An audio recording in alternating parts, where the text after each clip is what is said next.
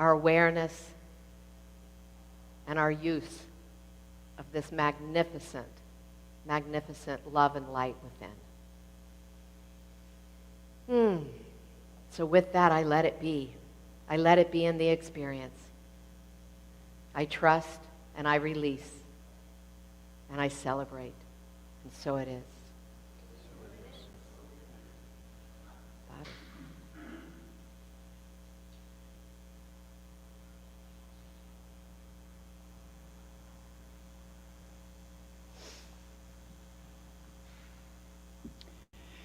In the silence, there is peace. In the silence, there is unspoken joy. In the silence, there's release from a world full of chaos and noise. So I wait for these precious moments when I hear all that never could be said. And right here in this holy silence, I find God. I find myself.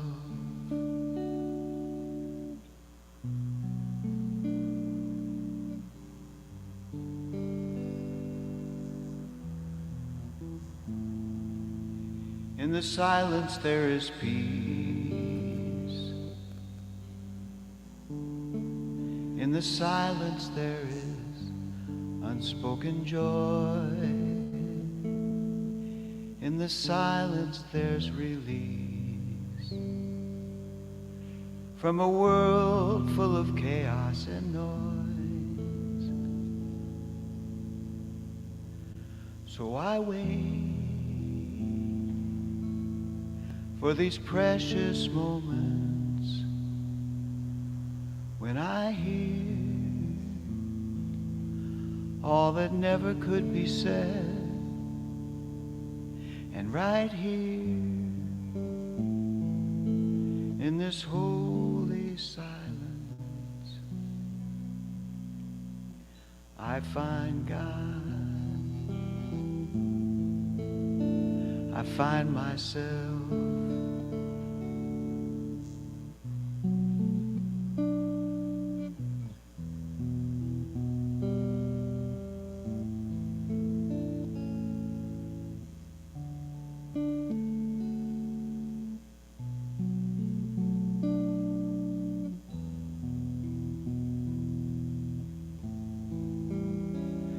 Right here in this holy silence, I find God. I find myself.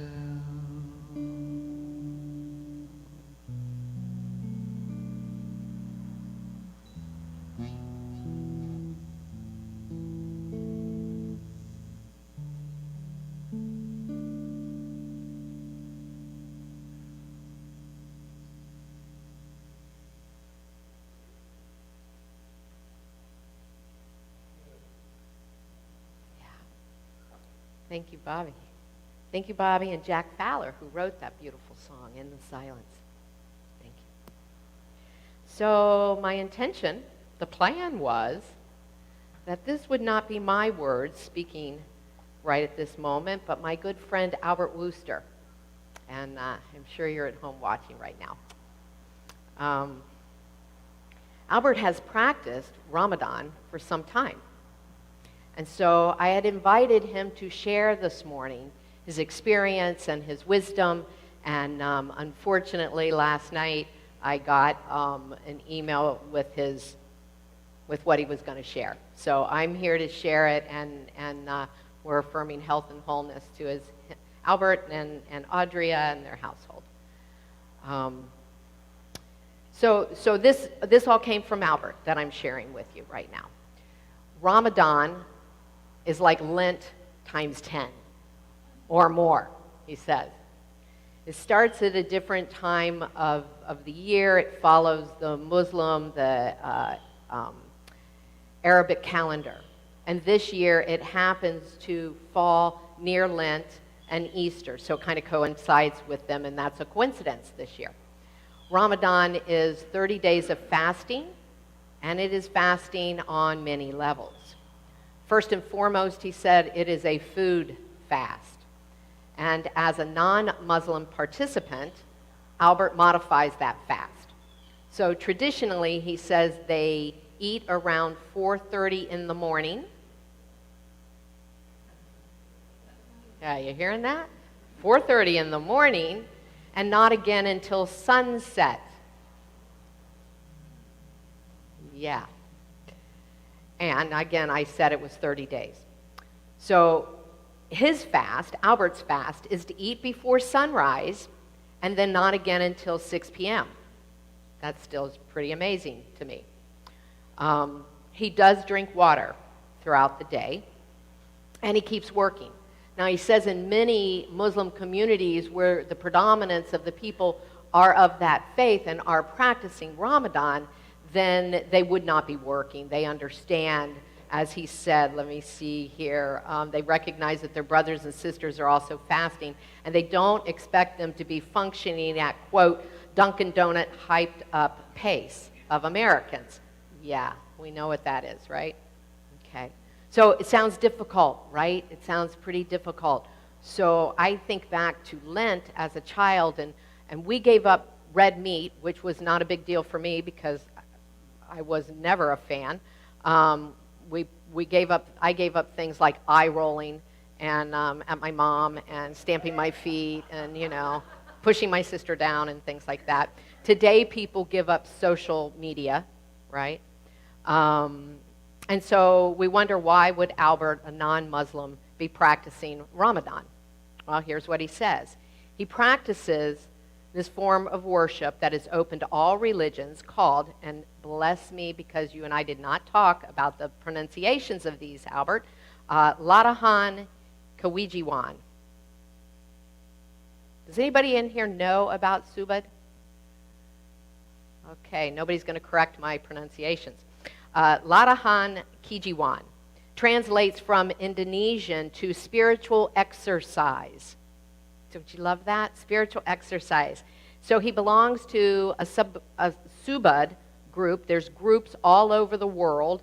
Many religions practice this, and it's a powerful form of worship.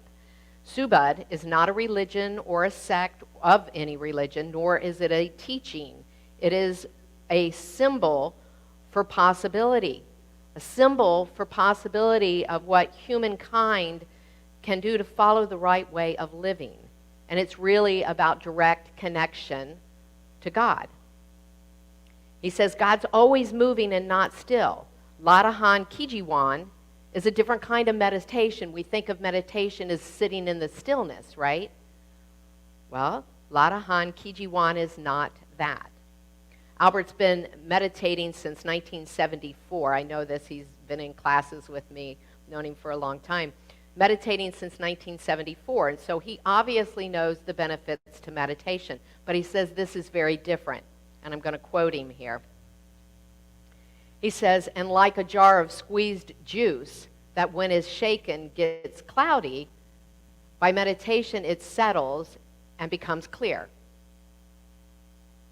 But by Subud, Ladahan, you are taking the cap off the top and allowing the power of God to shake the jar and allow God to eliminate any impurities. Subud is a blending of the Sanskrit words Susila, Buddhi, Buddhai, and Dharma. And again, I hope I'm pronouncing these correctly. Susila, to be able to live according to the will of God and really true human beings. To the will of God as really true human beings. Buddhi, Buddhai, indicates in every creation, in every creature of God, including humans, that there's a divine power that works within them as well as outside of them.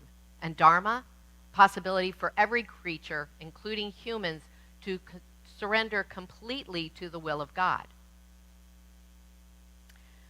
Now I'm really being challenged here for pronunciation. Muhammad Suba, Sumahadi Widi Jojo, also known as Bapak, I can handle that one, which means father, elder, male in Indonesian. Bapak. He was hit by the power of God in 1925 and felt the vibration of God throughout his whole body. And he let the vibration move him and guide him and give him direction in his life that was in accordance with God's will. He kept quiet about this for years, but friends and villagers and family members saw his life improve, and so they began to ask him, and so he shared with them. And more than a decade after that first revelation he received from God that he needed to share it with the world, he started sharing it with the world. So God always provided the ways and means for Bapak to travel the globe, giving explanations and opening people to this passing of the vibration of God within the body. And so doing Larahan with people of many religions, and even those who had no religion, he traveled the world for about 40 years until he died in the early 1980s. So Bapak was a Muslim and understood the benefits of Ramadan. So he encouraged Subud people to also practice Ramadan and to receive the understanding and the grace of God that's given by the practice. And so that's why Albert has done Ramadan for many years. So now we're going to go back to Ramadan and how it is like Lent on steroids, right? How it's 10 degrees or more, and what the benefits are. So he's got 8 principles here, or suggestions, or exercises that we're going to do. We must not use our ears if you're practicing Ramadan, we must not use our ears to listen to gossip, quarrels, or bad words. Good idea, huh? We must not use our mouths to say anything wrong or unkind. We must not use the emotions to reach the emotions or passions of others. We must not use our eyes in a way that is not good or nice. We must not use the heart and mind to imagine or think unhappy things, fantasies, or unreality. We must not eat, drink, smoke, or anything between dawn and sunset each day. And then for non-Muslims, because Muslims don't drink, so for alcohol, for non-Muslims, no drinking alcohol for the entire month. And for Subud members, they've included abstain from sexual union for the entire month. So, this is difficult, right? And I'm not asking you to begin this practice, but we're going to have a hybrid here this morning experience of this. Albert is showing us that, quote, there's a real purification happening during Ramadan and for the participants of Ramadan, right? So it's not easy, but like meditation, you can slip easily out, in and out of your practice, right? And so you just get back on track, he says, and let go of unkind thoughts if that's what's going on. You let go of the judgments if that's what's going on, or tomorrow you adhere to the timing of the eating, right? He says the eating part's really hard. And you start out feeling really good, I got this, I'm prepared to do this, and then your head and your body start playing games with you. And if you've ever done a fast, you know that feeling, right? And so you're in a position to observe that battle that happens inside yourself, and ultimately to surrender to the divine, which in turn gives you strength.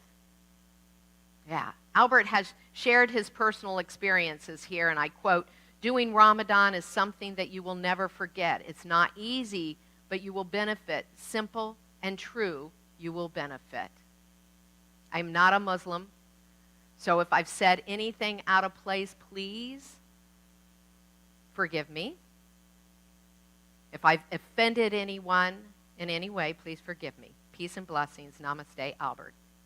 He has offered himself, if anybody's interested in Subud, I can give you his contact information. So we're going to, as I said, do a hybrid of this practice this morning, and I'm looking forward to that. And, I'm going to invite Annie up, and we're going to transition now into music and meditation. We're going to, again, consciously make space for this intimate relationship to begin, for the creator, the creative process, for creation to take on a new meaning for each one of us, so we have a felt experience of it. This is a spiritual practice. And when we think about that there's only one thing ever happening, we apply our oneness through our willingness to know and explore it, then right, to experience it, right? And this requires regular, disciplined spiritual practice. That's how we cultivate the knowing, being present. It's like growing a muscle. So settle in. We read in the Science of Mind, there is a place within us that lies open to the infinite. So prepare yourself for that.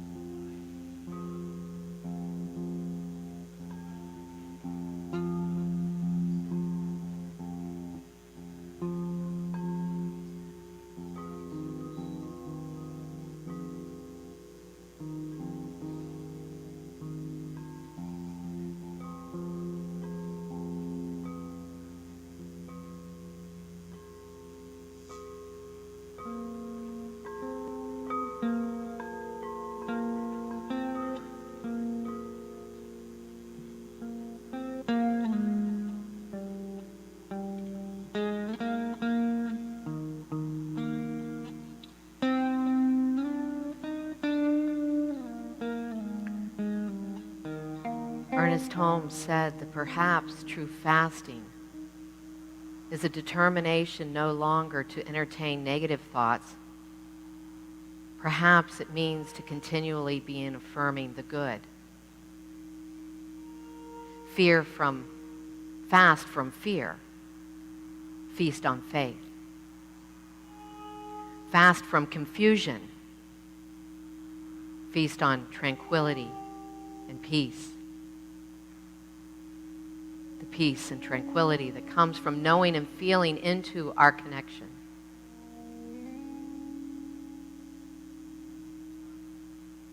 The mental and emotional fasting that we do through spiritual practices.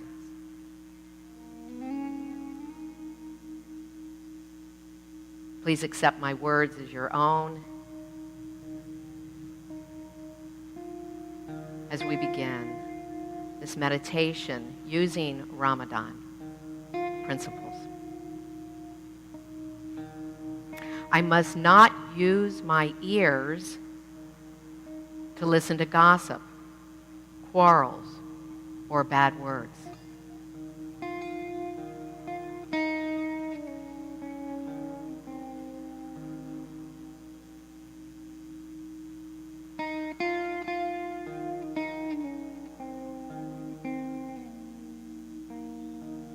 I open myself to the still small voice within.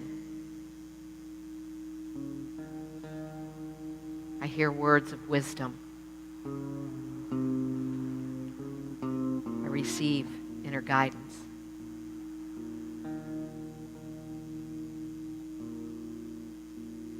I must not use my mouth to say anything wrong or unkind.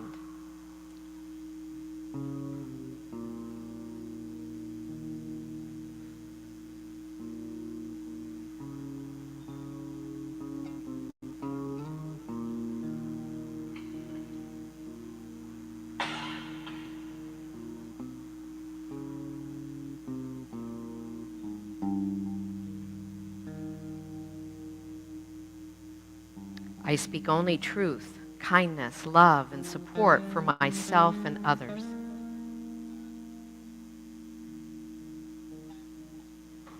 I speak in harmony with the highest truths revealed within.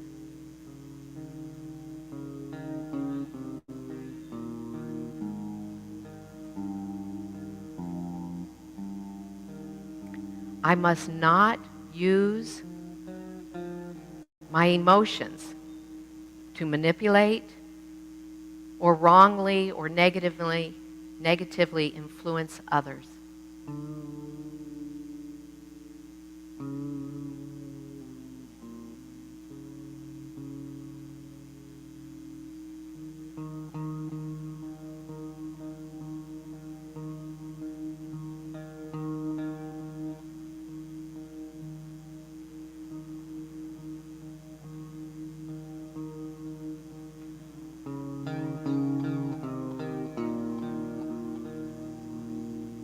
I trust my inner wholeness and allow healing of my woundedness.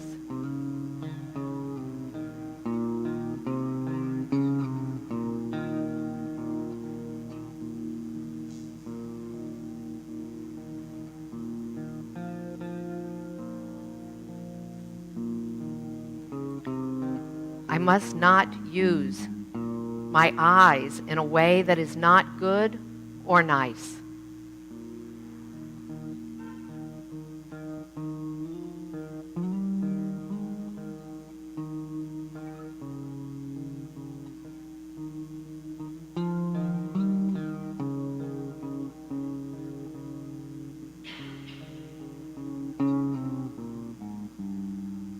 I look upon the earth, my brothers and sisters, myself, all life as the incarnation of the divine. I see that the living spirit breathes through all. I see through all apparent obstruction, chaos, to the one perfection, the perfect presence within me and everyone I meet. All conditions and circumstances.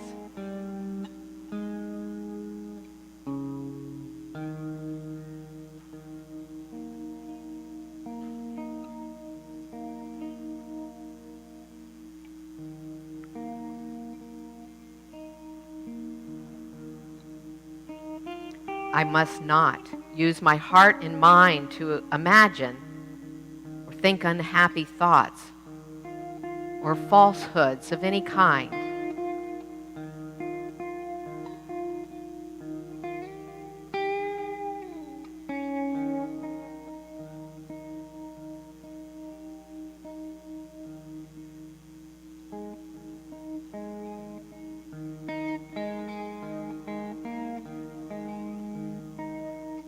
My heart is an infinite reservoir of unconditioned love.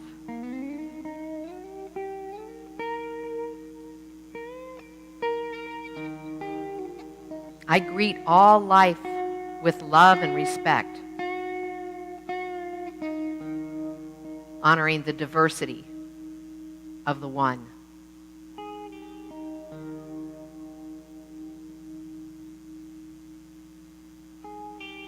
I am love.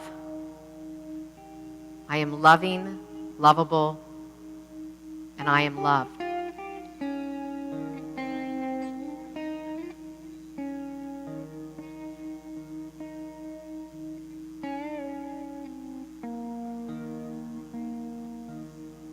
My mind is an outlet through which universal creative intelligence seeks fulfillment.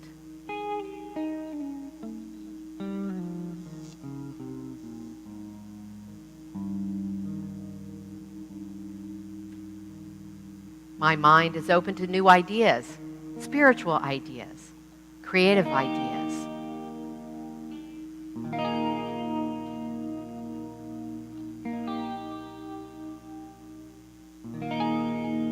Spirit is active in me and the activity of spirit inspires my mind and flows through my actions.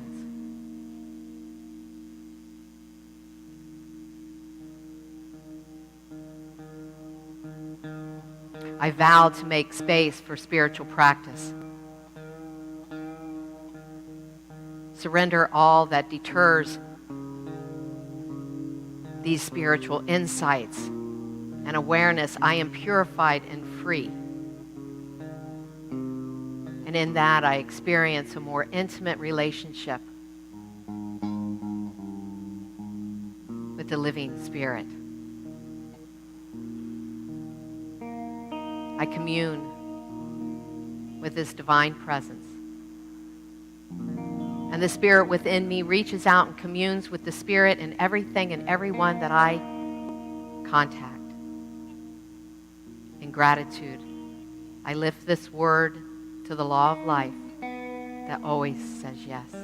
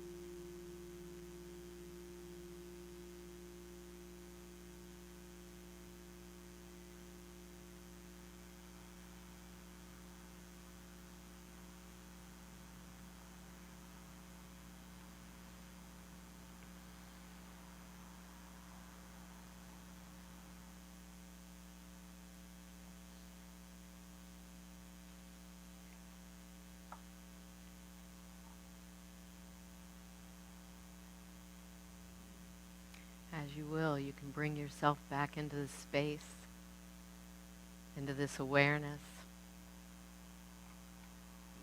And I trust you feel cleansed.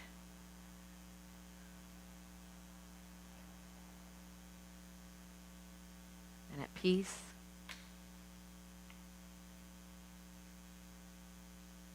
And in the presence.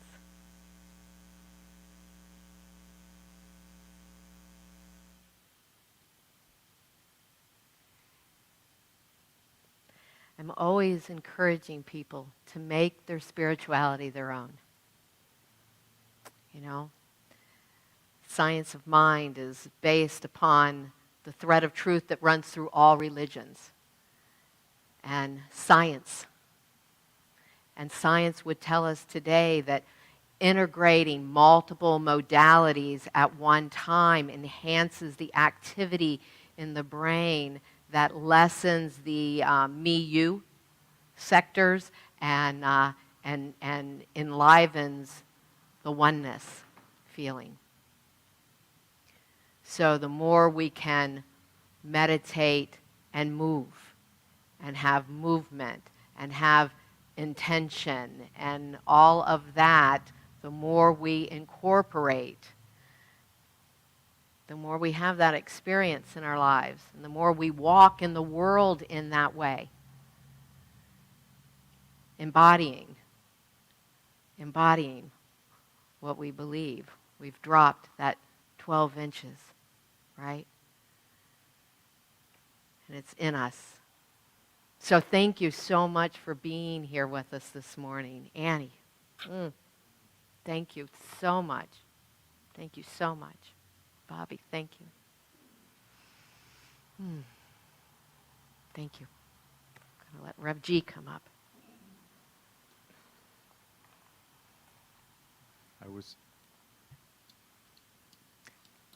I was feeling a little bit glued to my chair.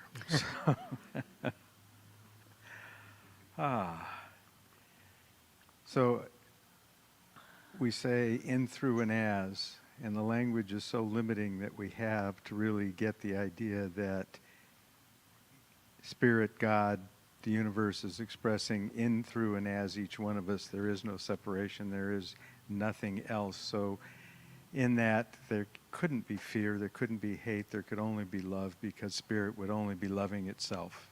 And flowing and moving, as we flow and move, we share. And we share and we support the Center for Spiritual Living Cultural Coast. Every now and then I almost err and call it Cape Coral, because that's where I was for almost 9 years. And it's another CC. But we give forth from the plenty that Spirit has given in, through, and as us. So we're giving it forth. I used to say that it's not really ours to keep. It wasn't ours to begin with. It was given to us, and it's ours to share. So share forth from your goodness, share forth from your plenty, share forth from your abundance. We have 2 baskets here in the back on your own to get whatever your contribution is there. And if you're online, you're seeing the streaming of all the 4 ways you can give.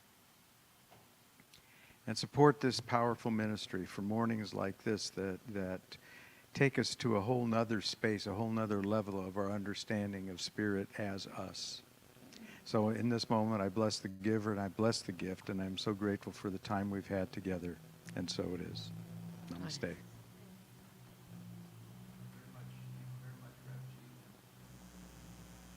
Thank you very much, Rev G. Let's sing together. I receive the gift of life and pass it on. I receive the gift of love and pass it on. I receive the gift of joy and pass it on. I receive all good and pass it on. One more time. I receive the gift of life and pass it on. I receive the gift of love and pass it on. I receive the gift of joy and pass it on. I receive all good and pass it on.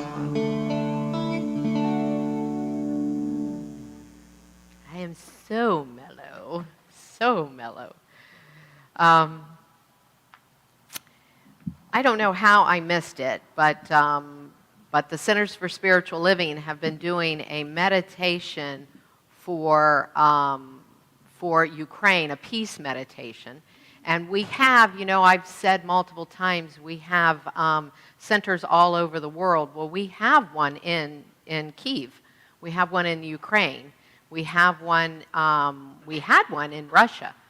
And I don't know, I really don't know the status of that one. But the Science Mind textbook is in Russian, has been translated into Russian, and many of the other books. And this community, we've got ministers, we have practitioners in Ukraine. So they've been doing a peace meditation, ongoing peace meditation online. And starting today,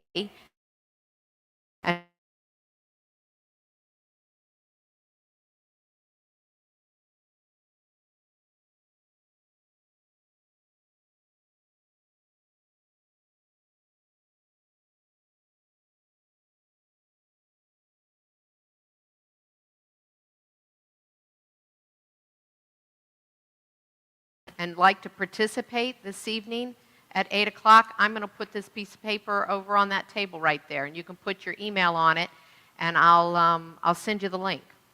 I just saw it this morning, so I was wowed by that. Just a few quick announcements. Julie Birch has her intuitive collage next Sunday at next Sunday the 10th, and it's in the afternoon, and you need to register for it, and that information is on the e-blast that goes out on Thursdays. Earth Day, we're going to do an Earth Day Music Festival on Friday the 22nd out at the Sacred Gardens. For those of you that missed the open house yesterday, you were missed. It was beautiful. Thank you to our hostess, the mostess, Michelle. That property is gorgeous, and Dave and Pam, and I saw Jackie and Laura's here, and Larry's here somewhere. What a beautiful, beautiful garden! What a beautiful community! I just felt so much love there. It was just beautiful. So anyway, on February 22nd, Earth Day, we're going to have a music festival, and everybody's invited. It's a fundraiser. And $20, but we will not turn anybody away. So if the $20 is too steep, let us know. Not a problem. It is 5:30 to 8. And so the sun is just setting around 8:15 on that day. We've already checked. And then also out at the Sacred Garden, Annie Cedarberg is doing another fundraiser. That one will be for the garden specifically on Wednesday the 27th. That starts at 6 p.m. And it's a performance of Life After Death. She'll be doing original music and storytelling, and I've heard a little bit of her production, her performance, and it's really sweet. They'll limit probably the size of that one, not the music festival, so you want to get your reservations in for that, buy your tickets. Again, you do that on the newsletter. There's always links right there. So if you're not signed up for the newsletter, there's a sheet over here on one of the side tables to make sure you're getting those emails. You can also go to Facebook or to our website to sign up for those, and that's cslculturalcoast.org. Told you about the meditation. Last thing, prayer requests. We love to pray for you. We're pretty good at it. And we like it. And we've had some fabulous demonstrations. So please let us know if we can support you in any way, prayer or otherwise. So prayer at cslculturalcoast.org. And with that, Bobby's going to close us out. We're closing a little early so that I made up for last week. So I love you all. Thank you so much for being here. Thank you, Theresa. Thank you, everybody. Song from Ethan Lipton, Song Inside.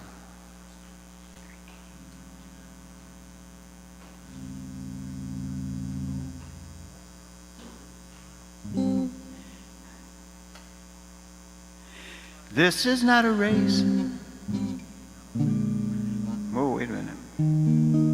Sorry. This is not a race. You don't have to run.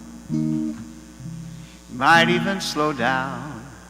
Take a look around instead of chasing everyone.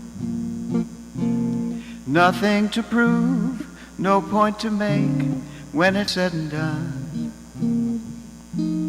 You know in your heart that your song is sung. Don't go with your song still inside you. Let it guide you every day. We all know that it's good to be humble, but don't mumble your life away. You could lose it all, still feel like you've won. Might fall out of the sky, learn how to fly by reaching for the sun. No need to fret about regret, 'cause when it's said and done, you know in your heart that your song is sung. Don't go with your song still inside you. Let it guide you every day. We all know that it's good to be humble, but don't grumble your life away.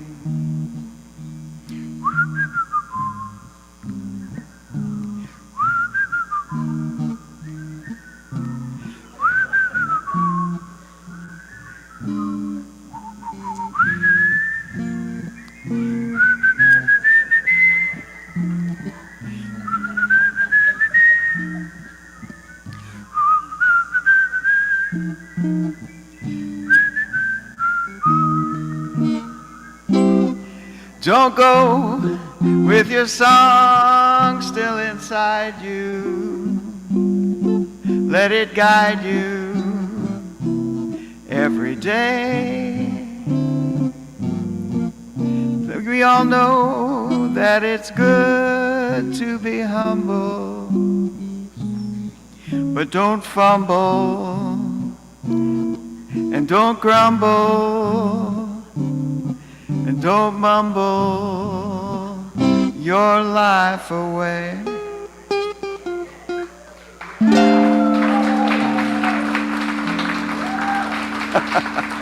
Oh, thanks very much, everybody. Have a great week. I just want to say one last thing. Before you leave, check out David Gitten's painting here, his picture here. He gave that to Bobby and I for our wedding, but he posted it on Facebook yesterday, a picture of it, with this poem right here, My Secret in the Sacred Bird. And so come up and check out that picture and read the poem before you leave. All right, that's it. Thanks, everybody. Thanks, David.